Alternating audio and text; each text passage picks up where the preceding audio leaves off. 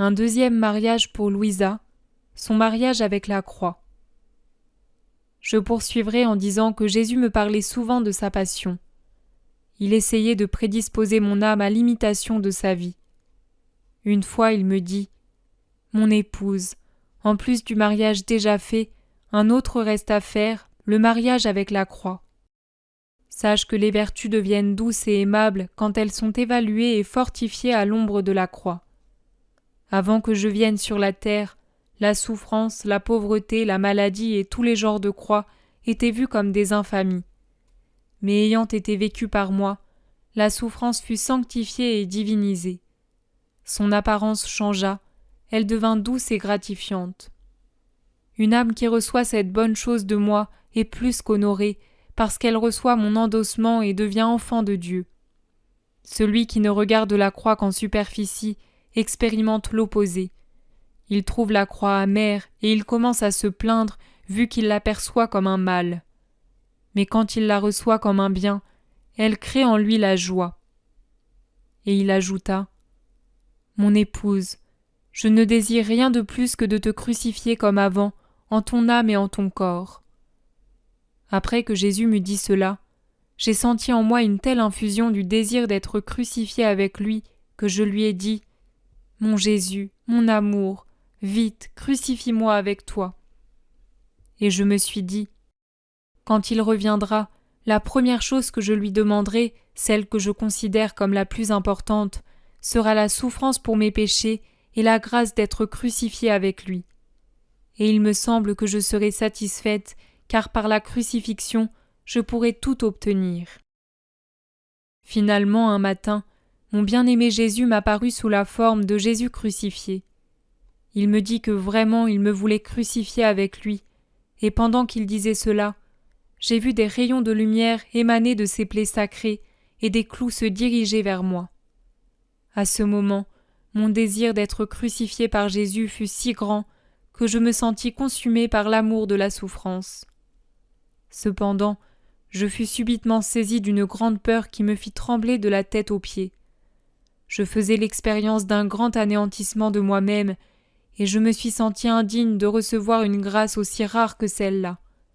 Et je n'osais plus dire « Seigneur, crucifie-moi avec toi ». Mais Jésus semblait attendre mon consentement avant de m'accorder cette si singulière grâce. Je fus tourmentée par cela pendant quelque temps.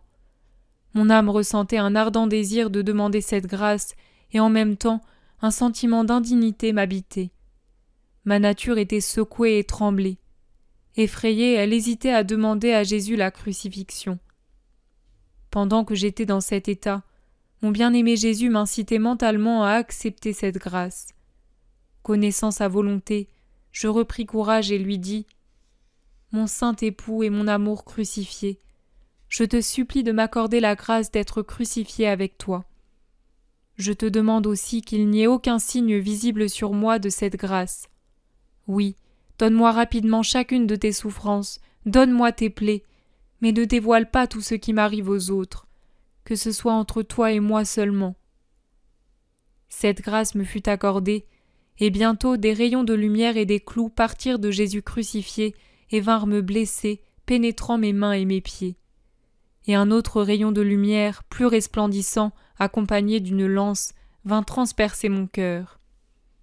Je ne peux pas décrire le bonheur et la douleur simultanée, douleur plus grande que toutes mes autres, que je ressentis à cet heureux moment.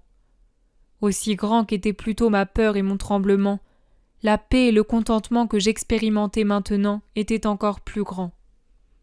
Ma souffrance était si intense que je croyais que la douleur dans mes mains, mes pieds et mon cœur annonçait ma mort. J'ai senti les os de mes mains et de mes pieds être brisés en tout petits morceaux, et j'ai senti la pénétration des clous dans chaque blessure. Je confesse que le doux contentement obtenu par ces plaies ne peut être décrit par des paroles. Mon émerveillement augmentait en intensité en même temps que la puissance de la douleur, qui non seulement me faisait me sentir mourante, mais en même temps me revigorait et me faisait sentir que je n'étais pas mourante. Et rien n'apparaissait à l'extérieur de mon corps qui, cependant, subissait des spasmes et des douleurs aiguës. Mon confesseur vint et m'interpella en vertu de l'obéissance. Il libéra mes bras paralysés par une pression nerveuse.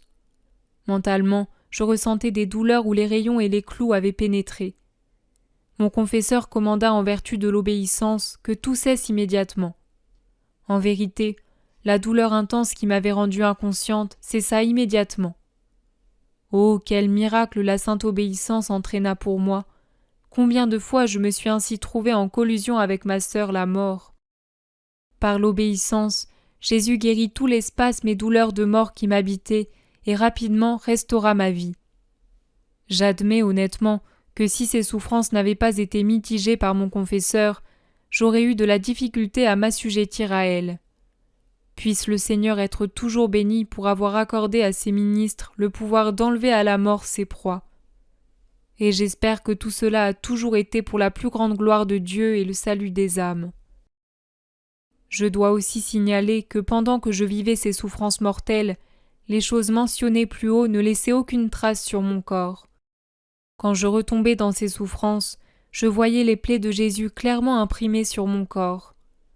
Il semblait que les plaies de Jésus crucifié, qui avaient été infligées sur mes mains, mes pieds et mon cœur, étaient les mêmes que celles de Jésus. Ce que je viens de dire décrit mon mariage avec la croix et les douleurs souffertes dans ma première crucifixion. J'ai vécu tant d'autres crucifixions dans les années subséquentes qu'il m'est impossible de les énumérer toutes. Mais puisque je dois en parler, je raconterai les principales et les plus rapprochées jusqu'à l'année 1899.